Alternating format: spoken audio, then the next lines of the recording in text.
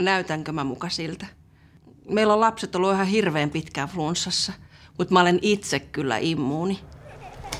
Ehkä. Hei, nyt loppuu se juokseminen siellä.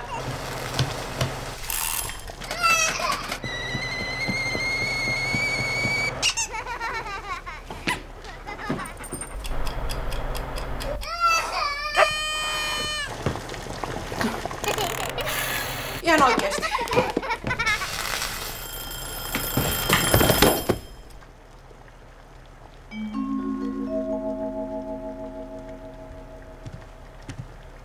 Hei, oot sä ihan kunnossa?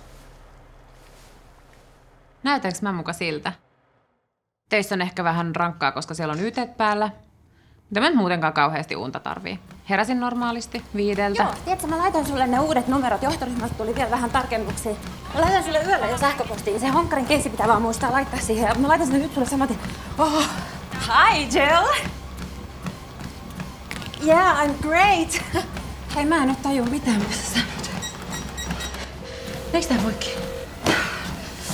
Sano uudestaan. Halo? Halo?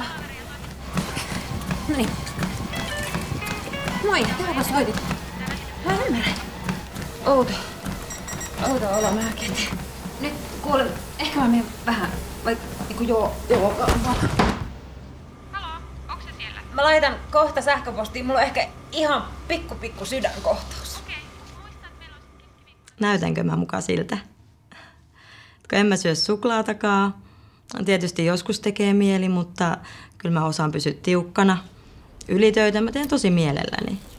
Kyllähän sitä nukkumaan ehtii vaikka haudassakin.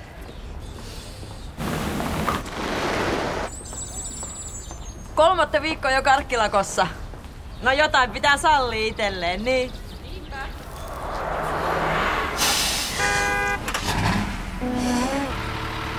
Harri, onko sulla niitä sun närästyslääkkeitä?